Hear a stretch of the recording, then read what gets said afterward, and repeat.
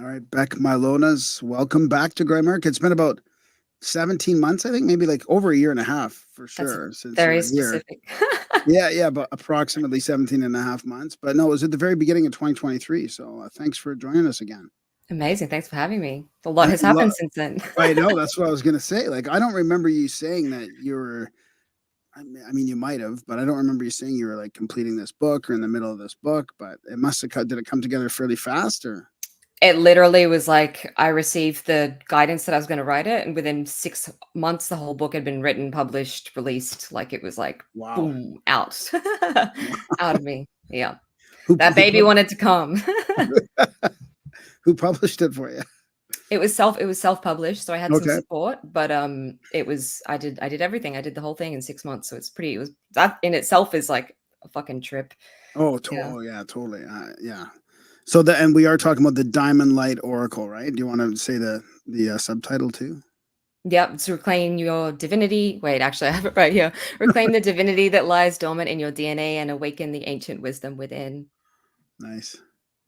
So how did it? I mean, how did it come about? How did it appear Yeah, appear for you? yeah, Because this is what's so fascinating for me with guests that have these kind of like divine inspiration or download or these huge synchronicities that actually pull together like a book or two. It's unbelievable to me that this happens to people.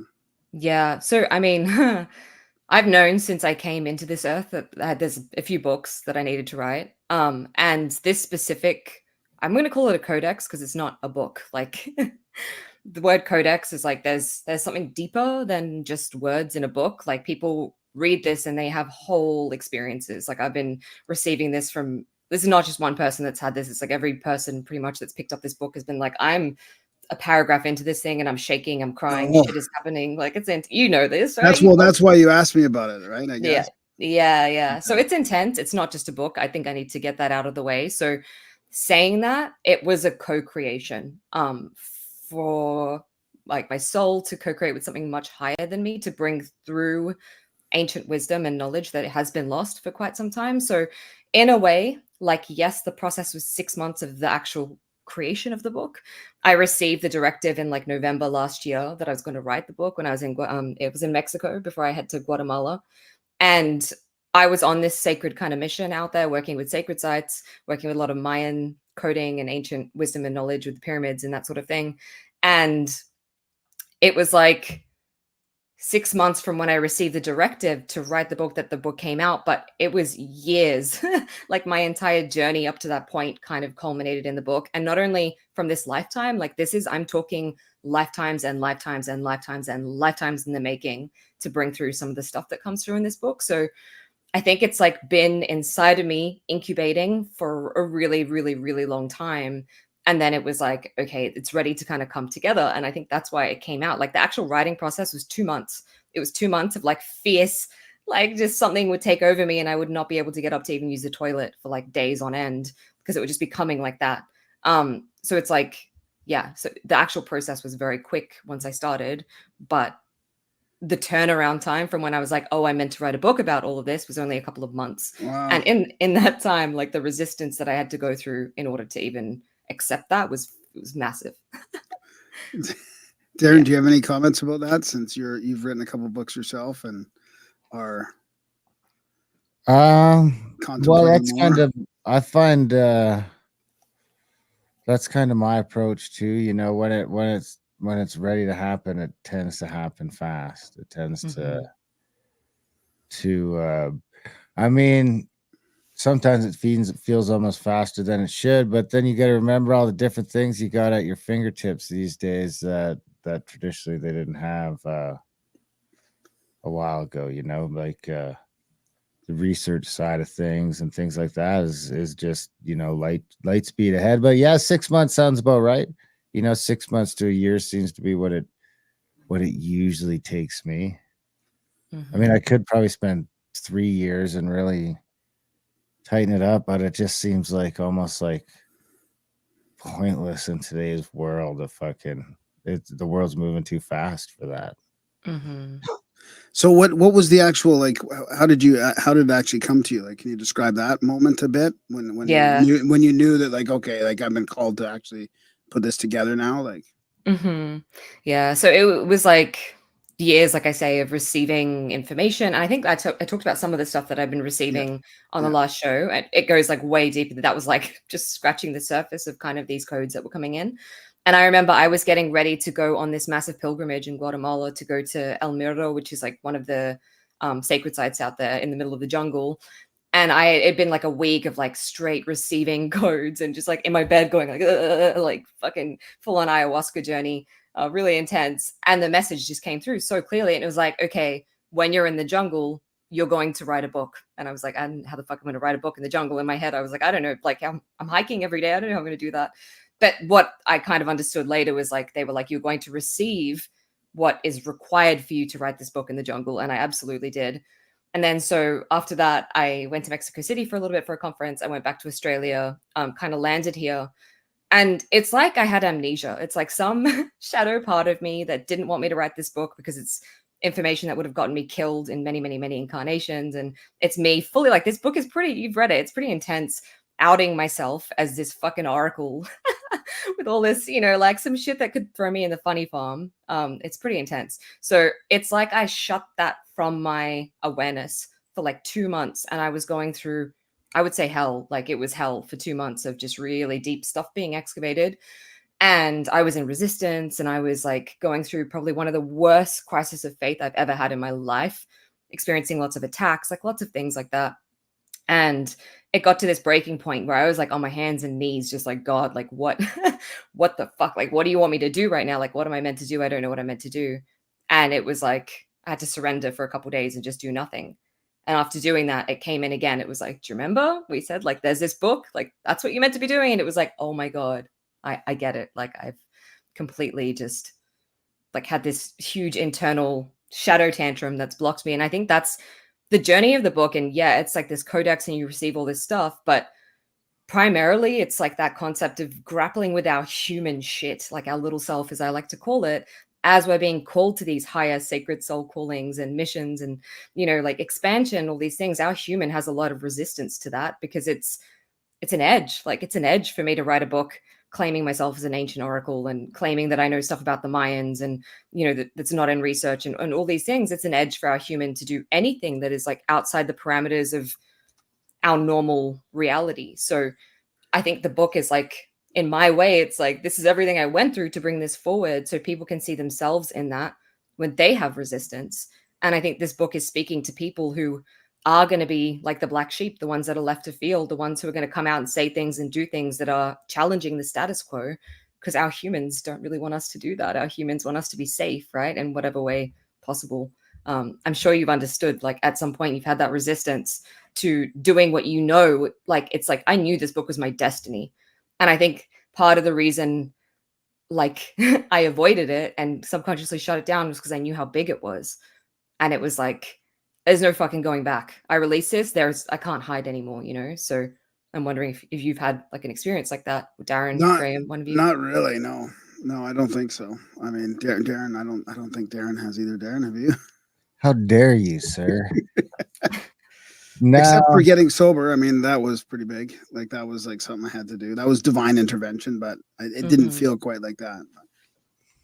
Yeah, I don't know. No, I don't know. I mean, I feel like I'm on my path, and I don't know. I feel, I don't know about divine intervention, but I definitely feel like I'm the main character in my shit, like I'm not along for the ride in anyone else's shit. It's just, so I don't know. Maybe that's the same thing. Oh, I mean that the question I was asking is more like, have you ever had some part of you Graham answered it with the getting sober, like sabotage what you know is for you or where you're headed. And you're like, I know I need to do this thing and this is what I desire to do. But part of me is like terrified of actually doing it. That's more what I was getting at. Yeah. Mm. I don't know. No, probably not. I just You don't think about it. I don't think about that kind of shit. It's usually Yeah. He just plows forward. He just my goes hand is for it. broken. He's I'm just like, got a forward "Fuck, direction that he just goes for it. He's super rammy. He's rammy even I with was his gonna say. manifestation. Even with his manifestation, he's rammy. I mean, Are try you? move some furniture with this guy, and the way he rams it through the house, like that's the way he is with his manifestations. And You're an Aries, right? Like. I'm a Pisces. You're a, what the fuck? That's not sound like Pisces at all. Wow. well, I mean, would it be like a stoned Pisces? Is there a difference between? Well, that's just I mean, that's just a medication thing, you know what I mean? That's how I look at my weed smoking, is just the world's an insane place. I mean, if you're to you know, you got to do something. I feel like everybody's medicating with something. Most people are doing TV or television, or they're just distracting themselves completely from their own lives. I mean, part of what comes along with being the main character is fucking a lot of stress and fucking responsibility and that kind of shit. So, you know, I mean, I'm just explaining away my addiction at the end of the day, but I don't plan to stop. I've kind of just stopped having any shame around it. You know, it's like the other day, I went through a phase, you know, like a year or two ago where I was like, nah, we're not going to try any smoking weed till like after lunch and now I'm just like, you know, if I feel like having a hit my one hitter on the way to work in the morning, my coffee, that's just, you know, that's just what I'm going to do. And I'm just like, you know what?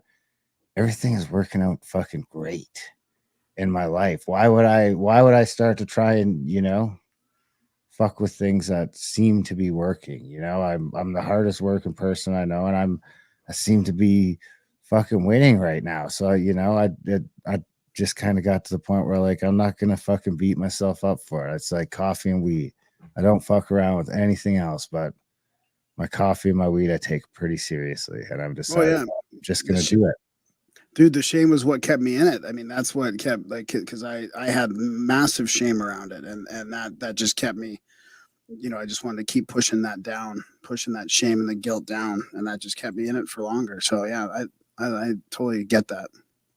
People could bitch at me for being, you know, baked at work. You know, maybe it's not the best thing, but it's like, well, I'm still like better at my fucking job than everyone else. You know, I know. So it's just like, sorry, man. But and here's the thing, if I wasn't doing that, then I don't know where I'd be at. But I don't feel like I could focus in on the level that I need to focus in on to do the things that I do. I really feel like that the pot is playing a bigger role in that than I give it credit for, because it's always just been like more of a you fucking pothead. But it's been so negatively attributed in all of my life that now it's just like, well, you know, it's working, man. So maybe you should just go with it, because, you know, I've managed to climb to the top of my other career, and we're able to do this with some success, and our audiobook stuff with some success, and I'm fucking stoned while I'm doing all this shit. So it's just like at some point I gotta just accept it. And also, just to play this devil's advocate for a second, like marijuana is actually a very powerful plant medicine and has its like reasons for being here and can be very supportive if used in not an abusive way. So I just want to put that one out there as well. It's nothing to be ashamed of. Yeah. Like if it helps him with his focus and his ADHD or whatever, then all the best, right? As long as you can deal with the short-term memory loss stuff, you know, then in the long term. So I mean, you mentioned the thing. I still have a better memory than like most people I know too. I'm the guy that I'll be like, oh, you got this. They're like, how do you remember that shit? And I always joke, I'll be like, it's the weed. But then I won't remember like what I said, like, you know, 3 hours ago. There seems to be a gap period. It's like, you know, if it gets past 8 hours, it's good. But or maybe might be more like 24 hours. If it gets like that, we're good. But if it fucking drops off in between that point, then you know, it was probably just some bullshit, or it wasn't that important, or I didn't factor it into my importance at that time. I even find sometimes if I like miss a meeting, sometimes it's like, oh, that was a bullshit meeting anyway. There he goes, justifying his Indian time blindness. Hey man, the treaties didn't say anything about fucking universal time. So you mentioned edge, back you mentioned being on the edge with this, right? And I see what you mean, but you're on a double edge as well because you're also on this new age sort of path. I mean, I don't even want to categorize it because I don't think it is that necessarily, but it can be construed that way. And right now there's a bit of a battle against that from the other side of things as well. So it's not just like a battle against our dogma, the dogmatic church and materialism, but there's also this other, like, a fight against new age in a weird way. Yeah. Oh my God. So There's so much bullshit in the new age. Like, that's why I feel like even the word, like, I know it's a new age book. It definitely fits in that category. There's a lot of concepts which are new age. It's been bastardized. I think a lot of stuff has been bastardized in the new age. And so that's why there's this, like, everything's been commodified and commercialized. And I kind of agree with that. And like, it is new, it is new age, but it's not.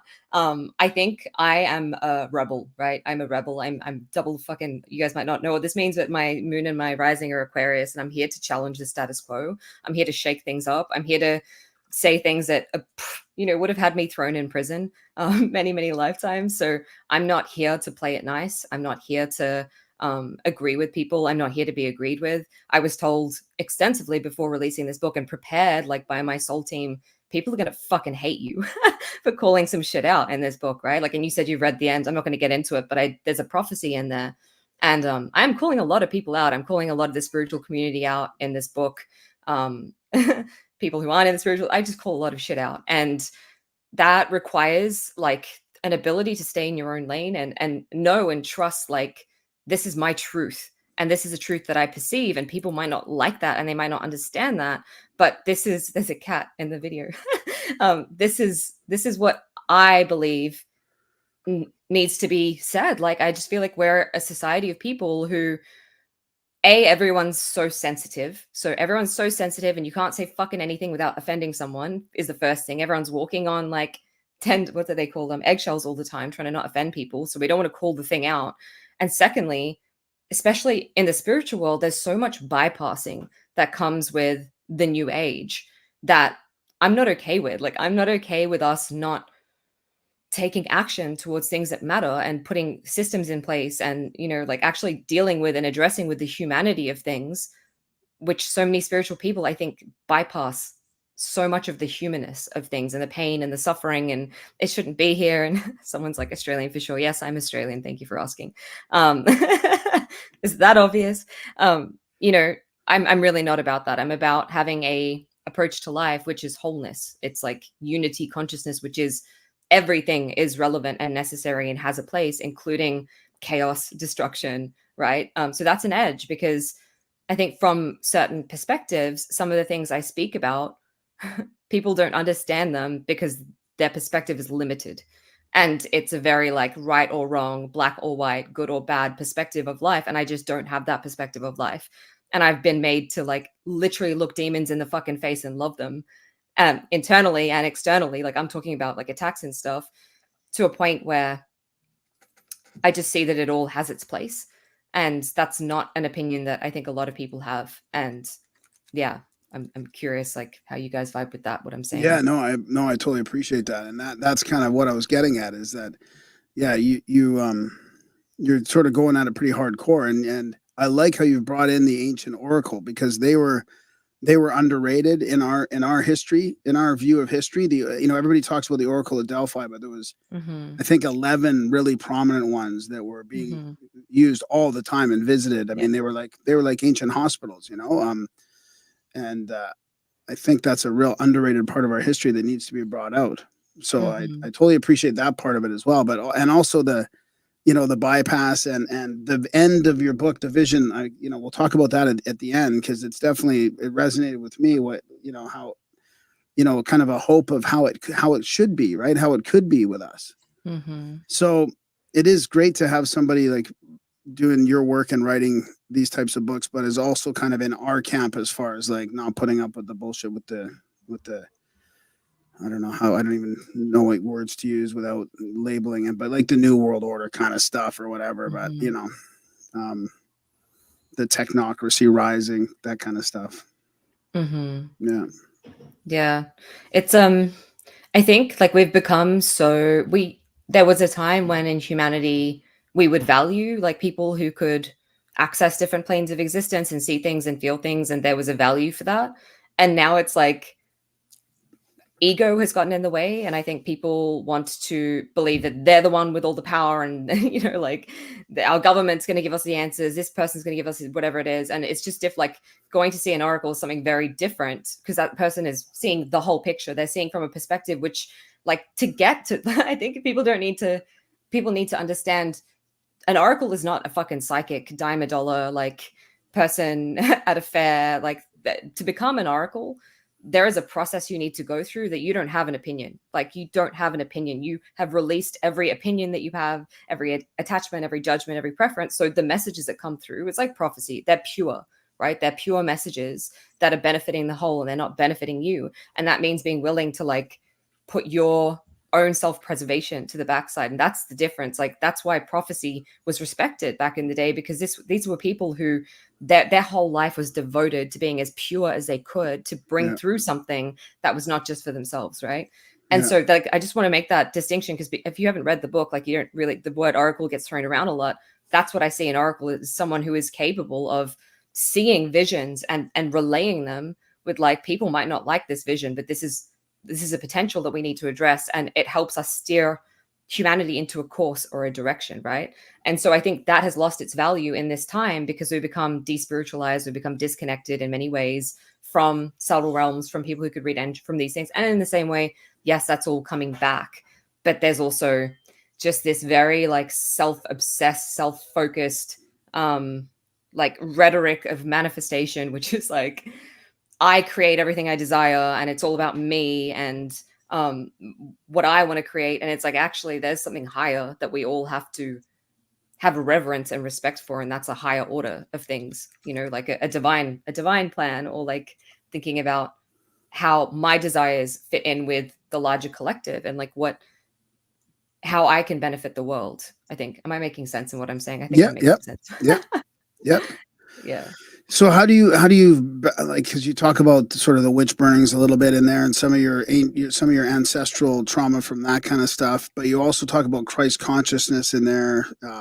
So I think you're also finding that edge or that balance between being able to approach it through Christ consciousness, but also how do I even word this? I can't really figure out how to. You might pick up on it more than I can, but it's kind of like, you know, because the church was so basically the church was responsible for all that horrendous stuff, not anybody directly related with Christ or Christ consciousness or that kind of that religion, right? So you're like, because I find it okay, yeah, I get what you're saying, and whoa, there's like a lot of energy coming through. So I just want to say, I didn't say this at the start, but I'm an activator, and so things come through me for people. I want you to feel underneath the truth of like what I'm saying.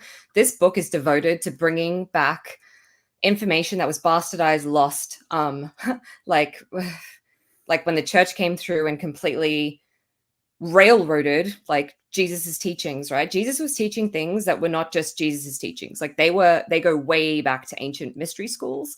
And this is like, oh, it's so deep, like in my body, I feel it. It's a wisdom and a knowledge that is coded within all of us, right? And it's the same fucking thing.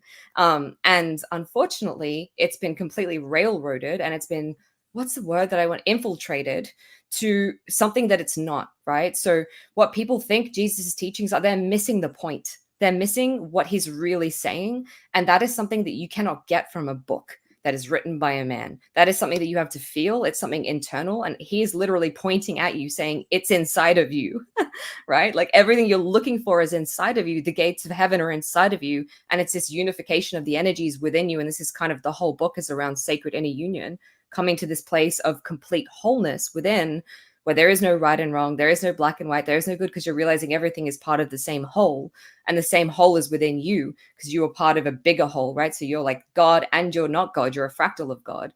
You're the feminine and the masculine. You're your human and your soul. It's like this world of polarities that make up two parts of the same whole.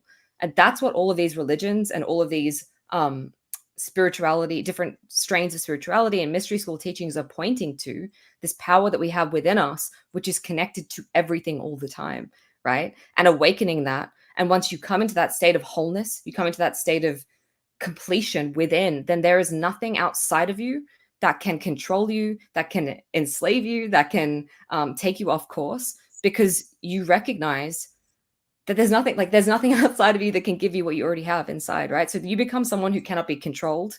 You become someone who cannot be enslaved.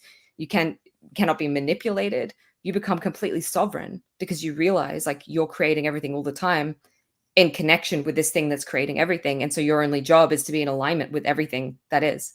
That makes sense? Like in that flow, that's what Jesus was teaching. And that's why he could create miracles and all of this. But then the church has come along and they've said, we have the power, we have the way. There's only this one God and his fucking male. Like, and I believe that there is a male, like I believe that there's a male aspect of God. But like the Indian traditions, it's Shakti and Shiva, right? There's a feminine and a masculine because you can't have one without the other. And it's like this whole thing of negating this whole other side. It's negating the darkness. It's negating the struggling. It's negating the suffering. It's negating the humanity. It's negating our inner stuff. And I just feel like that's where spirituality is missing. It's like going past one whole aspect and being like, I just want to focus on the light, or I just want to focus on the new earth. And it's like, well, do you realize to create the new earth, we need to blow up the old one? Like creation comes through destruction. So I'm going on like a love rant, but that is what all of this points to the same thing, right? And that is this force within that is conscious. Like you become a conscious creator when you realize this, that everything outside you is only reflecting yourself back to you. And so you wouldn't fucking do things to people that are shitty if you knew that that person's actually just a reflection of me. It's just logic. Like on the simplest form, we're all one. You wouldn't do anything that's self-serving because you would realize like what serves the whole serves me in the end because I am the whole. Yeah. Is there a resurgence for the non-denominational? I sorry to all the listeners because we keep bringing this up, but a lot of people that we know from the show and friends and guests and stuff have kind of gone towards Jesus recently, like non-denominational though, right? So I don't know if that's the same. Like, does that fit in with what you're saying? That So non-denominational Jesus? Yeah. So this is really, really interesting, right? And this is actually it's interesting you brought this up. In that 2 months when I came home and I was like, "Fuck, I'm having a whole crisis of faith." I was fully at this point where I was like, I need to like denounce everything that I've ever done and all of this stuff and go to Christ. And that was it. It was like, I need to just like claim Jesus in my heart and go back to like, I was baptized Anglican, Greek Orthodox. I need to reclaim Christ and that's it. And give everything else up. And I was like, God, I'm ready to be a nun, right? I had this moment. And then I realized actually that's not what it was. It was like, I love Jesus. I've always loved Jesus as what Jesus represents. And it's the energy of who Jesus is, not what a book has told me about Jesus, right? And these mystery schools, it's about knowing God through gnosis. It's gnosis. Like my relationship to God or creator or source or whatever you want to say is felt. It's known. It's like deep in my fucking bones. No one can take it away from me. It's something that I know in my heart and I experience in a very real, palpable way. So I think people are being called back to Jesus because there's a key in there and like his teachings that are bringing you back to this. And it is a very pure kind of energy under his words. There is a truth and there's a purity to it. But it's interesting. I have seen a lot of people converting to Christianity because I think they're thinking like I did, oh my God, to embrace Christ in my heart is to then have to be Christian. And actually to embrace Christ in your heart, like Jesus is not Christ. Jesus became Christ when he went through everything that he did. And Christ is a state of being. Your Christ consciousness is our consciousness. And so people talk about the second coming of Jesus, and it's not Jesus coming back in this one form, like male or whatever. It's Donald coming Trump. back. Yeah, it's about Donald Trump. Abso-fucking-lutely. You got it. You nailed it. That's what I was going on. No, it's about us embodying this, like many people embodying this consciousness. And that actually involves the feminine Christ as well. Because Mary Magdalene, Jesus's partner, represented this feminine Christ and they were in a sacred partnership, right? And there's a whole thing about that I could go on to at length, but I'm not going to. That conveniently got cut from the Bible, right? And the feminine got like completely slammed and, oh, she's a whore now and she's a prostitute and she had demons in her. And how convenient is that when actually she was his counterpart teaching the same stuff?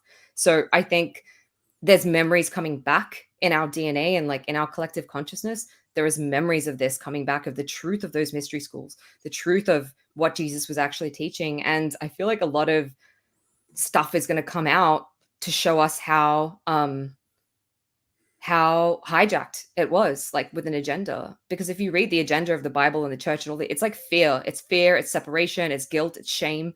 And it's like the God that I know and that I've experienced is like pure fucking love and non-judgment. Like God created everything, including the things that you're judging is bad. That's what Christ consciousness is. It's like acceptance of like everything that is, because everything serves and everything is whole. So I hope Does that that addresses. also include acceptance of non-Christians in the like revelation standpoint and all that? Like, where do you fall in on that whole thing? Because my thing lately is all these Christians are super accepting, except I'm damned. Yeah, You know, yeah, I that's the hear one you. thing they all agree on. So just as Mhm. like, where does your viewpoint on that? Is that like a control mechanism where they needed to get everyone in on it? And because Yeah. where I stand, I just don't see how if all that shit is real, then I don't see why he would give a shit if I, you know, believed in him or not, as long as I was as long as I was living my life in the way that was important, you know? Yeah, thanks for bringing that up. One of the things I experienced in those 2 months was like intense nightmares, like Revelation style nightmares where the sky was burning. There was like mass events happening, like lots of fucked up nightmares like that, really intense. Like I would wake up sweating and crying and being like, holy shit, I need to repent to Christ. And so there was fear. There was fear. And I think Revelations in the Bible, it's very fear based. So it's like, control and enslavement. If you don't repent, you will go to hell and you will burn forever. And there are parts of Revelation that I think it's true. I think we're going to see, and this is, I don't really want to go fully into it because I feel like you have to read the book and go on the journey to receive the prophecy fully with like an open heart. But what I want to say is like, I actually do see that there are going to be some events and things that happen in our collective that have to happen as a necessary, like the Great Flood, you know, things to wipe the slate clean, essentially, so we can rebuild, because you need to destroy the old so the new can come, right? So I've had visions of all sorts of cataclysms and system crashes and breakdowns and these very like apocalyptic style things. And they're terrifying. They're terrifying if you see this human life as the only thing, right? If you're like me and this little human in this one fractal of my life and this is it, and then after this I die and I go to hell.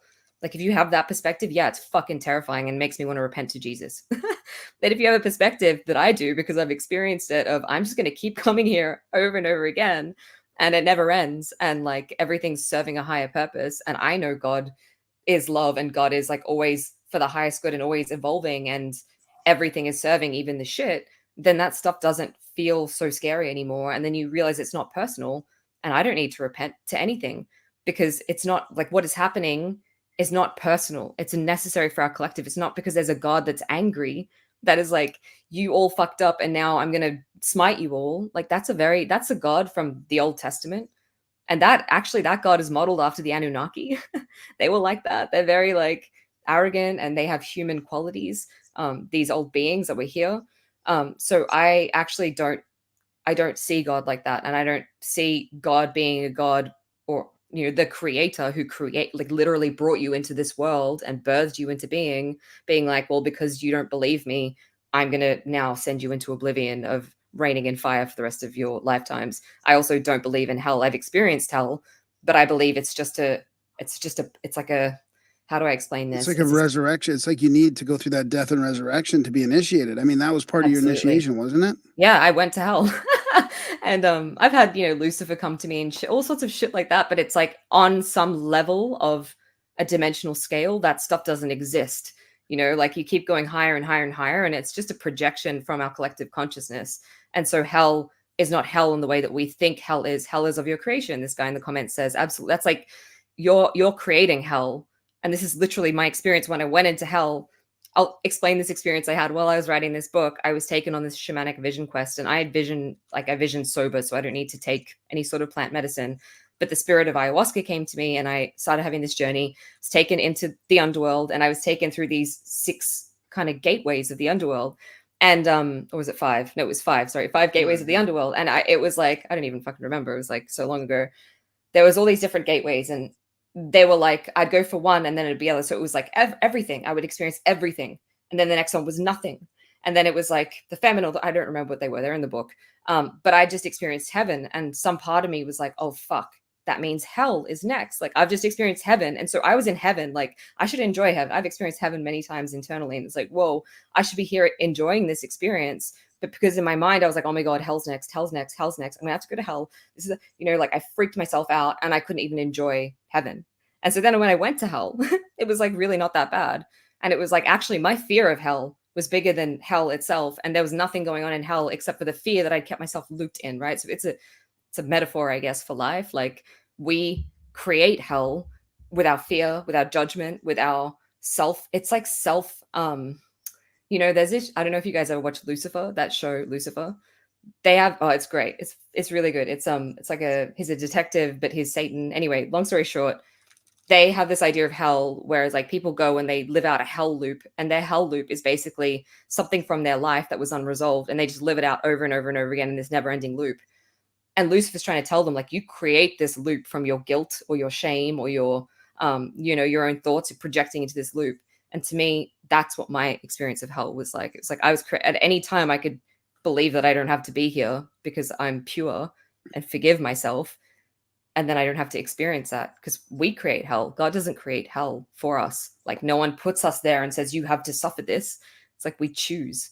We have free will. Even the Tibetans in the Book of the Dead, they even said that those beings that you meet, the good ones and the bad ones, are your own projections, your own subconscious projections, or whatever you bring with you down there, which was kind of shocking to me. I thought they would have sort of acknowledged that there was, I guess they did acknowledge that there was different levels and different spheres, or whatever you call it, layers, but the beings, that stuff is from your own psyche.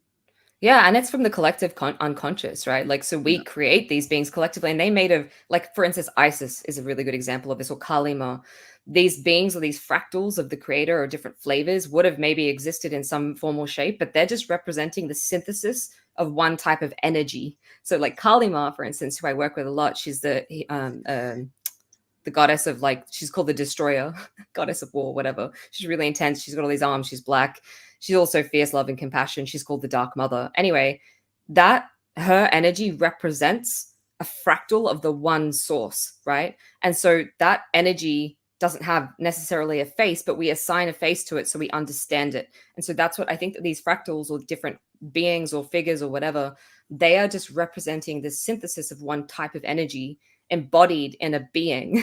Like an archetype, almost. An archetype, absolutely, yes. And I want to say that some of these can be hijacked on certain levels of existence. So I would always go straight to the source. Like, I would plug myself straight into God and experience that through God, rather than experiencing it through an archetype, because they can be hijacked, is what I'm hearing. A lot of these archetypes have been hijacked, and they're not true representations. But I'm like, but at a certain level, none of it exists anyway, so it doesn't really matter.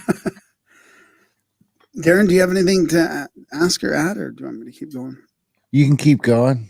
I mean, I'm interested in your, because I did all this research on the resurrection, the death and the resurrection. The resurrection, and it's really, it fits right in with initiation. Like, they were all in these mystery schools, they're all saying, like, basically it's a 3-day process of this death and this resurrection, and it's like basically like almost a spiritual, I don't know if enlightenment is the word they use, but you gain this spiritual wisdom through this process. And I guess you went through a very similar process, I'm assuming, right, for your initiations? Over and over again, never ending. That's the thing. Like, it's never ending. I just, like, if anyone's on here being like, there's going to be one journey that I go through, and I'm going to go through this one big death and rebirth, and then I'm going to be Jesus, it's like, no, I'm sorry. Like, it's never ending, because there's always more evolution and growth. So there are varying degrees of these deaths, like these inner deaths. And that death is essentially you having to strip back. It's called an ego death, because you're stripping back versions of yourself, identities, things that you've believed to be true, in order to let something greater, which is outside of all of, like, beyond all of that, to animate you. And so these, like, mystery school trainings, and I've remembered lots of these where we'd have these rites of passage and journeys into the underworld to move your and that's what I experienced in that journey I was just describing. As it was coming on, I was like, fuck, I know that whatever happens today, I'm not coming out the same person, because I literally, as I was moving through these gateways, I could feel I was letting go of different lifetimes. I was letting go of stories that I'd kept, you know, parts of my identity, things I believed in. Like every single one I'd go through, I'd become lighter. And then the version of myself that came out the other side was a version of myself who wasn't attached to all those things. Like, because that version of me couldn't release this book because she'd be out there being like, they're going to fucking track me down and kill me. Like, because I'm holding on to all this past life trauma, whatever it is. People are going to judge me. They're going to think I'm crazy, that I want to be liked, all of these things. I had to like literally let go of all of that to be like, here it is, you know, this is it. So that resurrection happens when we willingly allow ourselves to die in this form and realize that it's only going to keep going, right? And that's like realizing death is not the end. And that's not just our physical death. Like it's like this rebirth process of death of an identity, of versions of ourselves. We're always dying. We're always being reborn. I mean, if you're doing any sort of work and being willing to move forward, if you're not, then you're never dying and you're never being reborn because you're staying the same. But anyone who's on any sort of spiritual journey or evolutionary journey or self-help journey is constantly dying. And you as an alcoholic, that was a version of you that died. Like you can't access that version of you. And what people don't realize is like on a spiritual or metaphysical level, when you see what happens, like I've been shown with my eyes, like what happens in these realms when that version of you dies or that timeline, it collapses a complete like plethora of associated timelines of yourself or versions of yourself who were in resonance with that frequency. So maybe it was, for instance, victimhood. When you let that part of yourself die, it's not just this version of you who you're like releasing that from. It's like you don't have resonance with that across any version of yourself across the whole multiverse.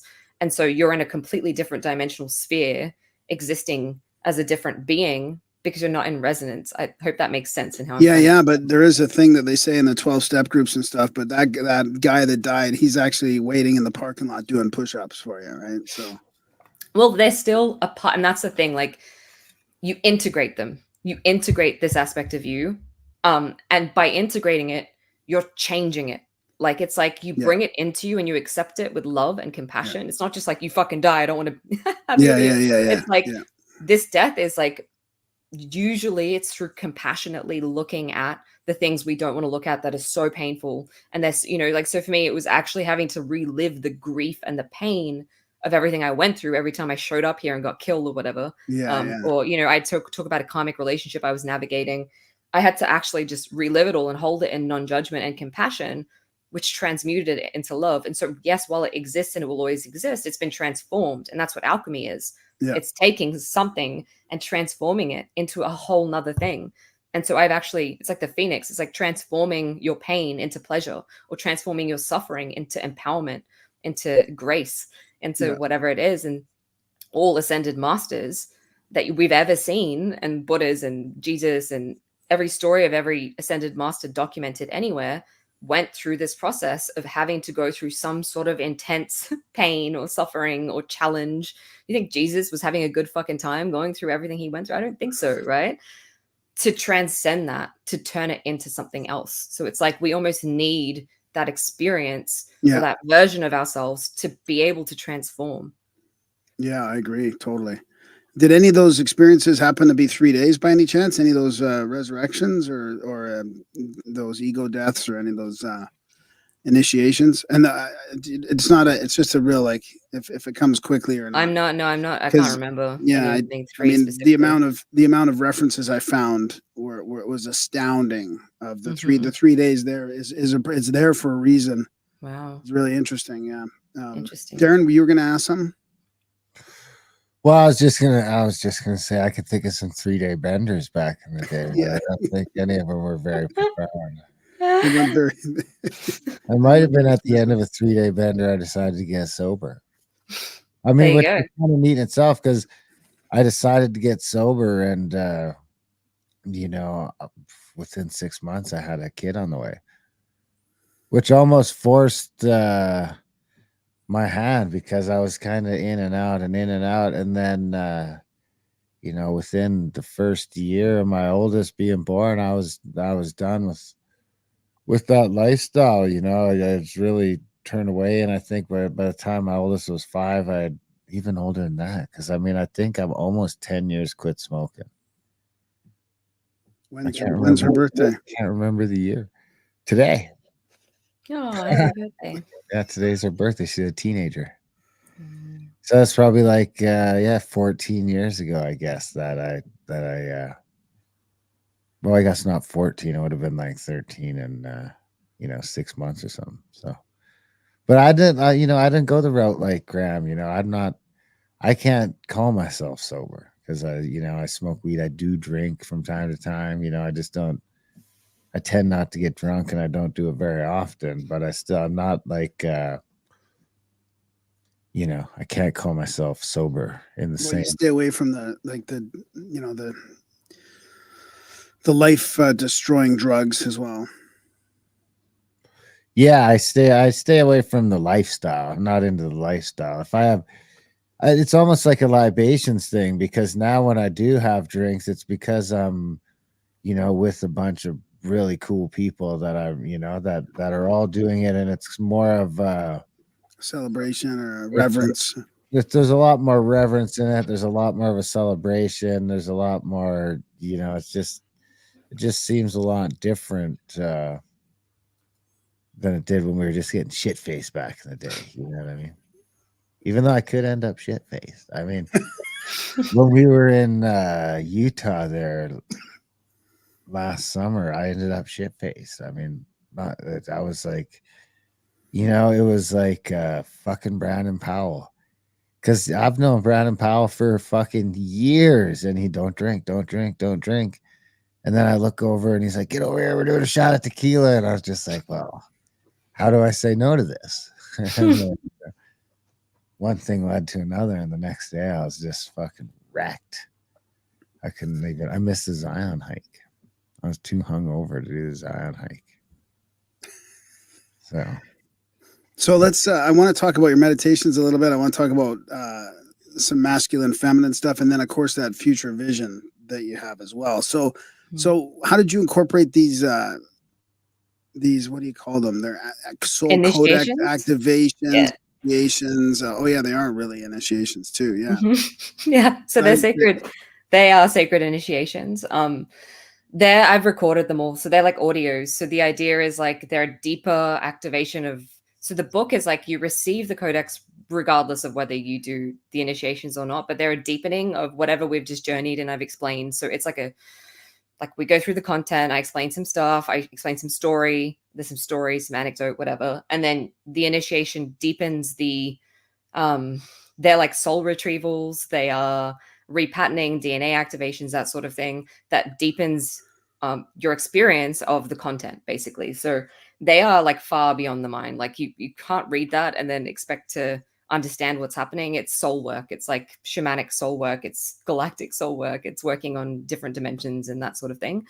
But they're best to just be received. And the idea is that, like I said, this book it's not a book. It's a journey, and you're not the same person when you start reading the book that when you finish reading the book. And that's why it's because it's very intentional in how it's created, that this book is designed to help you to go through this arc, this journey into Christ consciousness, and to, like you said, the masculine, feminine, like integrate those aspects of yourself and come into this wholeness. So, I mean, those initiations are just deepening that work that comes through in the writing. Is it going to be on Audible at some point? I'm not putting it on Audible because you know what? I went through this whole thing with Audible and like they didn't accept me because I'm Australian. So I've decided it's actually live now through my website directly. Oh, okay, and cool. Yeah, you can buy it through me. And that's the only place I'm distributing the audio because the audio, it's different. Like if there's something about it, and something in me when I was like trying to upload it onto all these different distribution channels was like, I don't want to bastardize this. I don't want to taint this. I don't want to put this. It's not an audiobook. Like it just can't be up there with like all the other audiobooks because it's not. This is technology. So yeah, you can access the audiobook with all those activations through my website. But okay, and then does that give you just access to MP3 or MP3s or something? Yeah. So you just get all the folders, the files that you can download, and you can stream it as well, like through the thing that I provide. The player, yeah, or whatever. Yeah.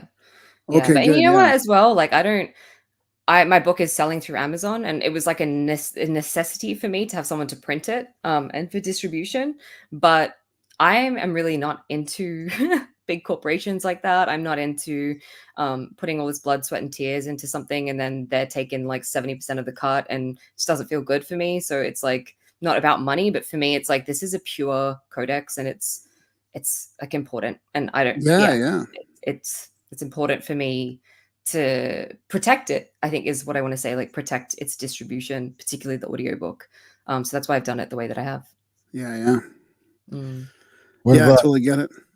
so not like, do you have any plans to put it on YouTube or any sort of like that for greater consumption, or just is it like an MP3 you just download? It's a folder, like, so it's a folder with the whole book in audio form in different tracks. So like each chapter is like, it's like an audio book, but basically it's just not on Audible. It's I'm not putting it. I'm not putting it on YouTube. I have a lot of free stuff on YouTube, a lot of podcasts. This is, like I said, this is a sacred codex, and there's a level of like responsibility I have that people receive this with consent, knowing what they're getting into, which is why there's like a preview. You read the introduction, and then you decide, yeah, I'm actually going to consent. On a soul level, you have to consent to this because it's not like a book. Like, you're going through, it's fucking intense. And I don't wish it on anyone that hasn't like accepted and said yes to it. So that's why I'm not putting it out there. And it's a sacred responsibility. Okay. Yeah. No, I get that. Okay, good. So there is an intro there to yes. Yeah, good. Okay.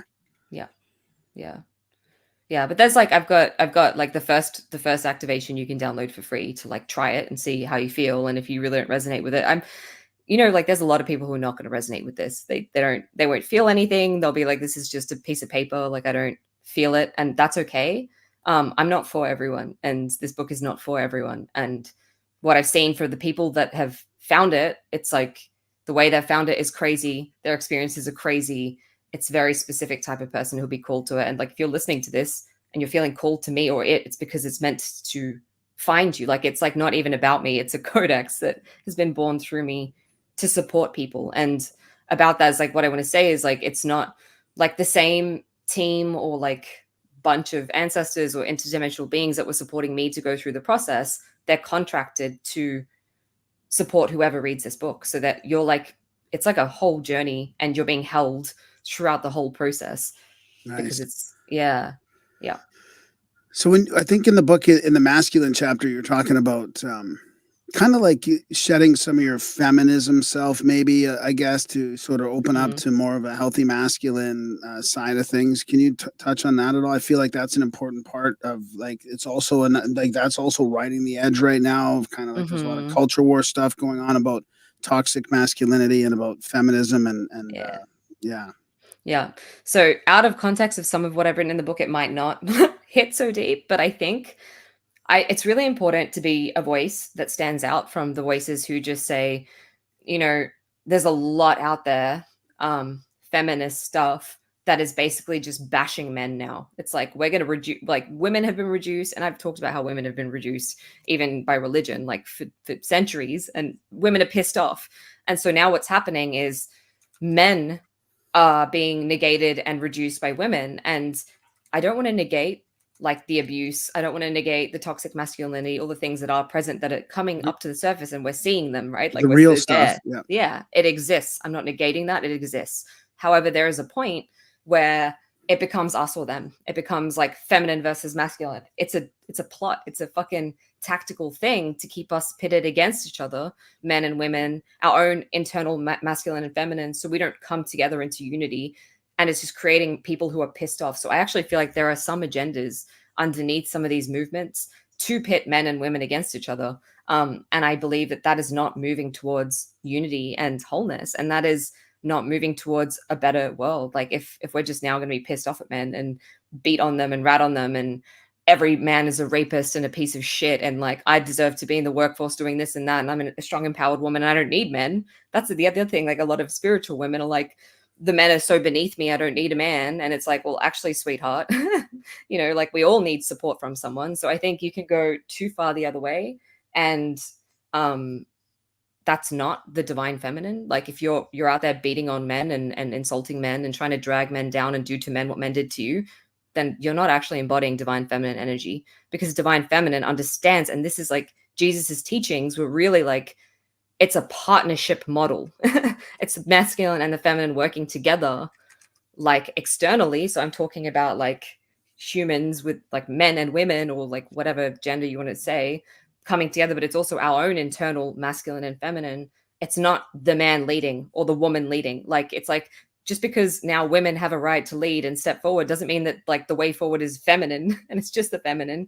And I think that's a misconception that, you know, oh, the divine feminine will lead. The women are now going to be the leaders because the men fucked it up and the men drove us into war and corruption, all this stuff. So now it needs to be women leading. And it's like, actually, no. We need to heal our hearts and lead together. And yes, it will be the woman who receives, or the feminine who receives. The woman is naturally the oracle, the visionary. The woman is the one who's tapped into these realms. So the woman is going to receive the way forward. But the men and the masculine is the structure. It's the discipline. It's the fucking drive. It's the logic. It's like, if men were like women, nothing would get fucking done in our society. We need both. We need the visionary, creative, like emotional, intuitive, as much as we need the structure, the logic, the discipline.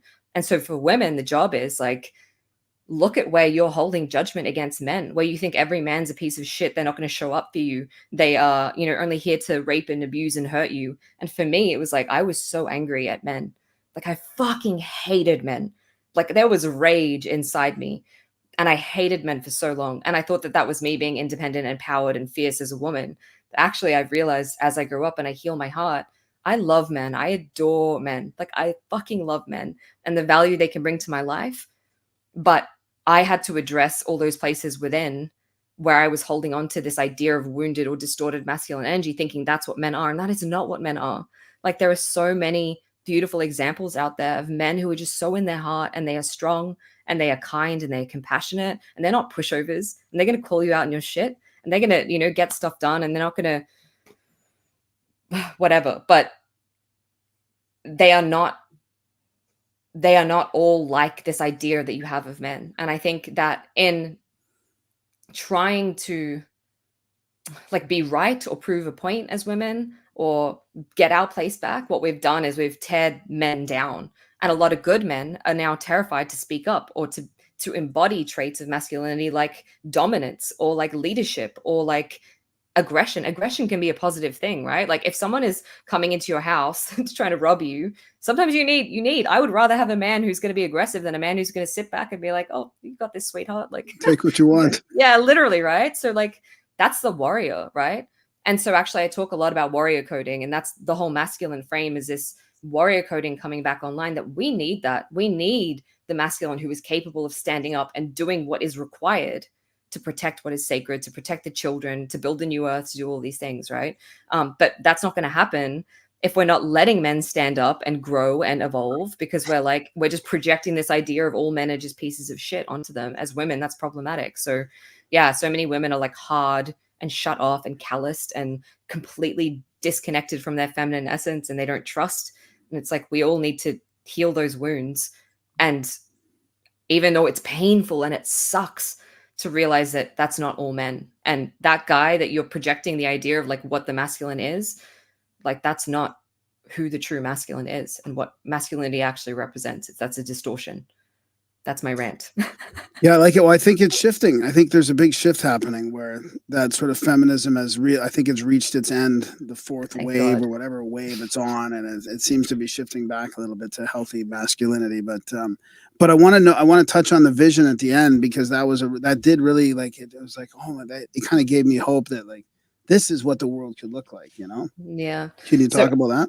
Absolutely. And I mean, I'm not the first person to share this vision. It's a Hopey Prophecy, is very similar to the vision that I share. People might know about the Hopey Prophecy.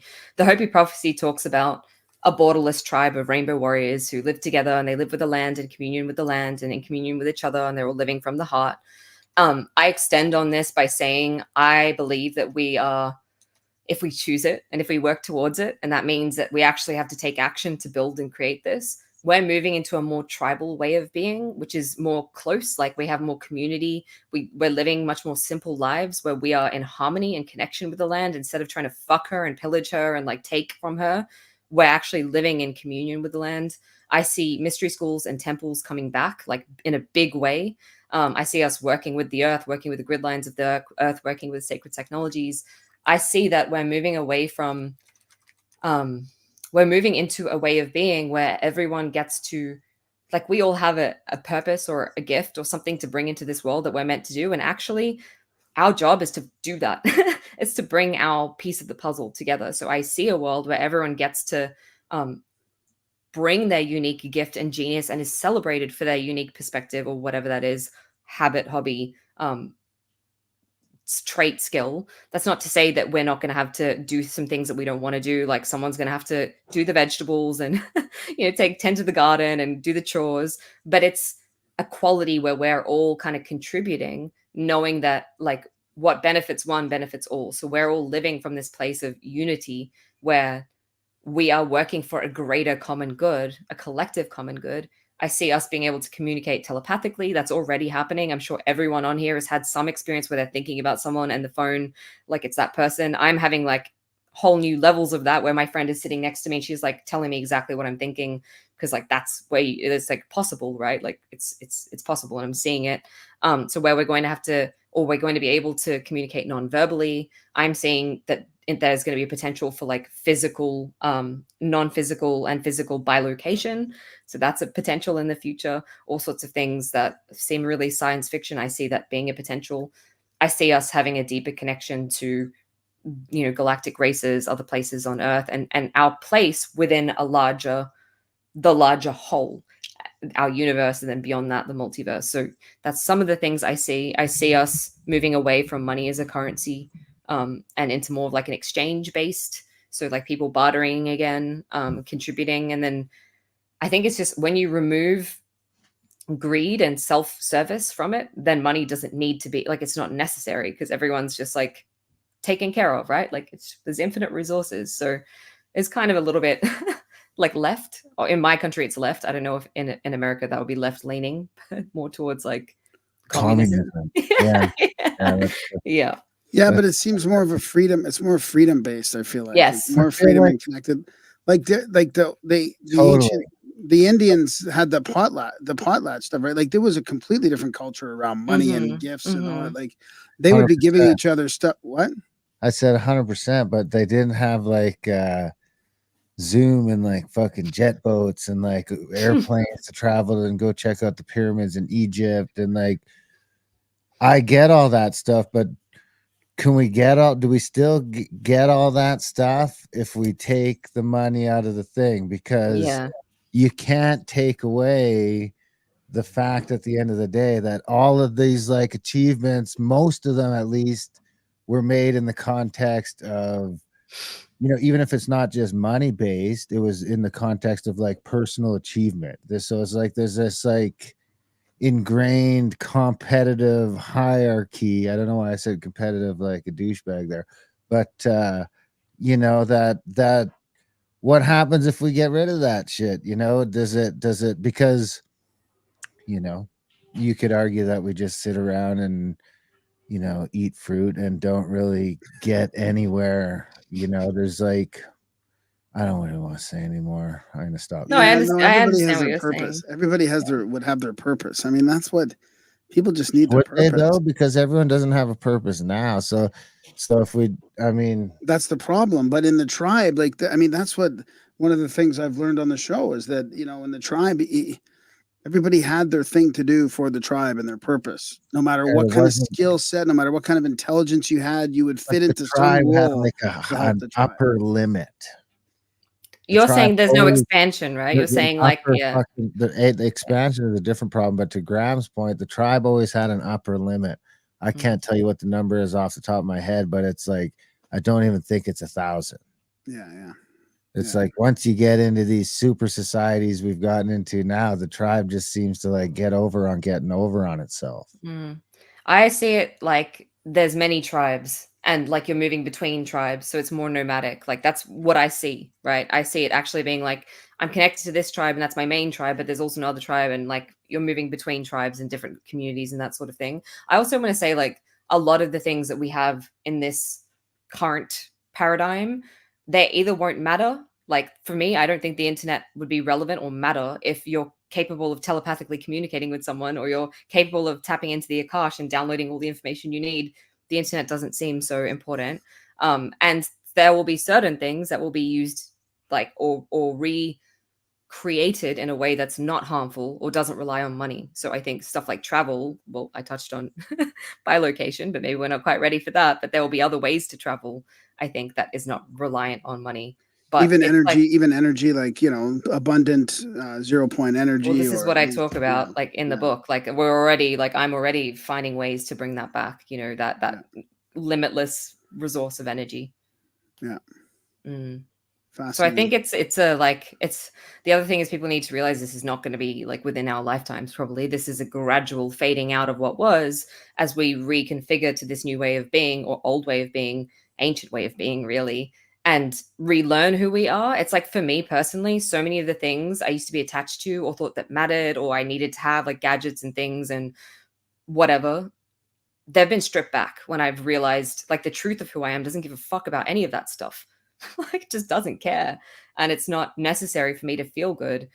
So I think just by default there'll be so much stripping back, and I'm loving this person in the chat talking about a cabbage based monetary system. I think that's a great idea. I've been over here pissing myself, so thank you for your contribution, sir.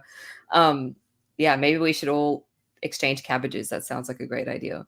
But I think as we change, society will inevitably change because the things that we place importance on won't matter. Like they just won't. Is this post cataclysm or post great Definitely. reset? Or I mean, there's some sort of reset happening, right? But is it a do you know what kind of collapse it's going to be? Like, have you seen any sort of visions that would tell you like this is going to be like a natural cataclysm or a, you know, there's many timelines. There's many timelines, and that sounds like a cop out bullshit thing to say. I talk about it at length in the book of all the different things I've seen as potentials, and it's like as a collective and even as an individual, like there's simultaneously existing timelines where even now there's already a timeline where this has already happened, and you know, like I'm experiencing that, I'm in the hell time, whatever the hell that is. There's infinite potentials of how that could happen, and it depends on like how willing we are to destruct ourselves, like intentionally, like from a positive place of self-destruction to create the new, like to deconstruct, I want to say deconstruct ourselves. Otherwise it's going to be forceful. So it's like, firstly, the messages relayed through to me, they don't want to give one way, one timeline, one way of this happening to a cause fear and alarm, because like look what fucking happened when COVID happened. My people were out here hoarding toilet paper. Like humans are not particularly known to be chill in the face of chaos. So I think knowing specifically what's going to happen would ruin the divine order of some of it. But secondly, it's not just one thing. Like I think the more realistic timeline for me is like lots of different things happening kind of simultaneously. So there's a collapse. There's already, I'm seeing collapsing of our financial stuff happening, and then there's wars going, you know, like it's all just kind of coming to this head. And it's not just like one big wave that wipes us all out. Like, even though I've had visions of these cataclysms, I think they're more memories from times I've been here and that has happened. But I think all of it is on the table and in varying degrees. And I think, you know, even now people are building the new earth and people are moving towards these different ways of being and building communities, and all of these sorts of things are happening while this is kind of even not fully underway. So I think it's not like a 2-year timeline. It's like an extended process that we're all in the thick of it. And I want to say it's not going to be over in our lifetimes. Like we're just at the start of the yuga of the transition, the transmutation in a way, right? You know, absolutely. So we signed up for some fucking shit. If we came here and this time we were like, I'm going to come in at the most like chaotic part of it where everything is like tits up. So good for us all. For choosing it's I think it's important to be fascinated by this instead of fearing it, or instead of in sort of like a doom scrolling thing. Like just be fascinated by what's happening, you know. And I think having that vision of the future is why. It's like, this is the why. And if you understand it's not just about me and my life, it's like we're talking legacy.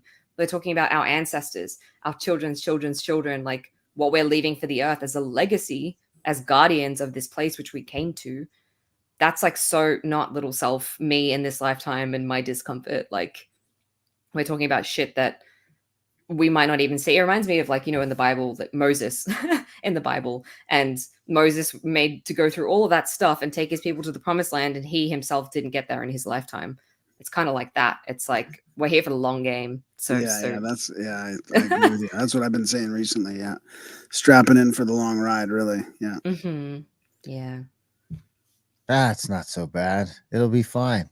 It's It'll fine. be either way. It'll be fun. I mean, Absolutely. for everyone who's no one seems to be having a blast right now, like at their day job. So maybe like some Mad Max shit will be all right. Don't rule it out. It could be just great.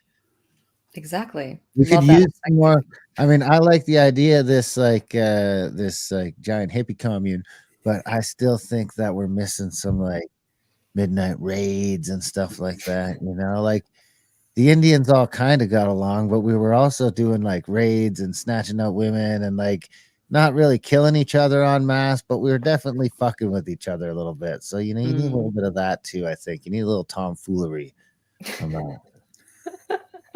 That's why you're here, Otherwise, Darren. To keep it real. that's why I'm on the show. That's my I love whole point of being here. Ladies and gentlemen, the embodied dark masculine. I love it. Yeah. We just gotta... Otherwise, it would be, I love Graham to death, but if it was just Graham stuff all the time, it'd be too much. So I need to inject some chaos time and again. Beck, this has been fantastic. Thanks for coming back. Getting up, I guess not early. What time is it over there? Like 2 in the afternoon? Midday. Yeah, it's midday. We're good. Okay. It's in you guys are heading into spring. We're heading into fall hunting season, which is good. Winter, which is not so good. Where can people, what's the URL where people can get the book? Where can they get everything else? What's your YouTube channel, social media, all that kind of stuff? So you can find me on like all the socials as Beck, B-E-C, Mylonas, M-Y-L-O-N-A-S. To directly go to the book, it's diamondlightoracle.com. Very simple. And in there I have all the links if you want to purchase the paperback, audio, Kindle, all of those things. So very easy.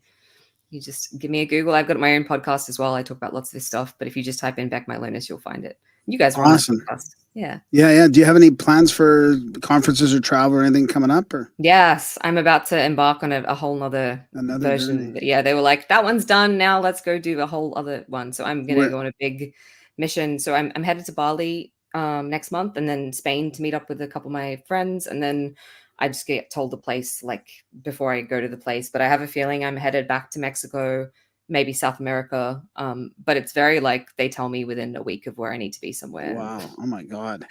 Yeah, it's pretty hectic. So it's gonna be great. It's gonna be good. Yeah. Well, enjoy your travels. Yeah, just safe travels. Hopefully the monkeypox pandemic stays at bay for a little while longer there. I'm not saying it's not happening, YouTube. I'm just mentioning it. And I mean, it is kind of ridiculous. You just got our channel destroyed. We've already got 2 strikes. We went this whole monkeypox. Say monkeypox. Now I said it too many times. Anyway, oh my God. I think we're safe because I'll just shut up. Anyway, Beck, thanks for coming on the show. Stay safe in Australia, and we'll have to do this again down the road. Thank you, guys. Much love. See you. Take care. Yeah. And that was our chat with Beck Mylonas. What'd you think? Yeah, it was good. Yeah. You don't think I really got the... You don't think I can say that, can I? That doesn't seem like... I don't know. I mean, it's just changing all the time now. No, I recommend her book. Everybody go check it out. What's that? We can't self-censor at that level. Yeah, I know. Like with what's going on with current events, that would be pretty crazy. Yeah. But the WHO has declared it, so we might not be able to question the WHO. So they have officially declared. Oh yeah, I did see that going around, but I was unable to verify it. So I was well, maybe I'm spreading fake news, and I don't know. Because I went to I just sort of went and searched it on X and assumed that if it was true, it would like pop up right away. You know what I mean? In some sort of context. And everything was still coof stuff. So, but yeah, I like how Beck is kind of like on our and I don't want to. I'm not trying to say we're picking sides or anything like that. But I mean, it just the new. I'm communist either. No, but I'm kind of like with the new age community. Like I just don't know which way they're going these days, right? I mean, half of them have got their pronouns and their bios and so even this love and light community or this new age community is kind of split. But I feel like Beck is like just riding that edge. She's doing a good job at sort of keeping all that logically at bay, You could be tricked into communism. I feel like we got to keep an eye on you. Yeah, I was kind of like socialist in late 90s, early 2000s. I was kind of like I was like, yeah, we're just gonna rent stuff. I was into the renting. I was into the like, you're not gonna own anything, be happy before it was even a thing. Like I was like, we're gonna rent lawnmowers and from each other and all kinds of stuff. This is like 25 years ago. You're the perfect little communist. Well, I was a city guy, city now boy. You're the opposite of that. Now you're a YouTube striking anarchist. That's on a couple government lists. Oh boy. Anyway, who radicalized me? Who, me? No, who did? Me? Who did? It was the WHO. It was the WHO. Well, the WHO and the government. Anyway, we better quit while we're ahead. We should mention that to the YouTube audience. We didn't have some shows because we are on strike 2 again. So, and we got a long time to go on strike 2, 2 whole months with 2 strikes. So channel could go. I don't know. We're not hoping for that. I already said monkeypox a couple times though. I don't know what happens there. Anyway, could happen. We're kind of at that point where it could happen. You got to go to Grimerica.ca, get on Rockfin, get on Rumble, sign up for the newsletter. Sign up for the newsletter, Substack, all that stuff. Because if the YouTube disappears, the show is not stopping. I mean, we don't even make any fucking money over here. YouTube is purely a labor of love. So if we could disappear, that's where we're at. You know where to find us, Grimerica.ca. But yeah, we're on walking the line on YouTube again for a couple of months here till November 4th. After having like 10 old episodes deleted with no strikes, now we've got 2 new strikes from recent episodes. So it's pretty bad. That's right. It's terrible. Support the show, Grimerica.ca/support. It is a value for value show, you guys. Come on. I mean, we're holding up our end of the bargain. You got to hold up your end of the bargain. If you're getting some value from our podcast here, send some value back our way, Grimerica.ca/support. Some value, some time, talent, and treasure, as the No Agenda Boys say. Help us out, help us keep going. You could do that as simply as just going to adultbrain.ca and subscribing to the YouTube channel or listening to audiobooks over there, buying audiobooks, listening to them on Spotify or YouTube or these places. You can go to Grimerica Outlawed, maybe subscribe there or at least listen there and share that. You can come on a trip, contact@thecabin.com.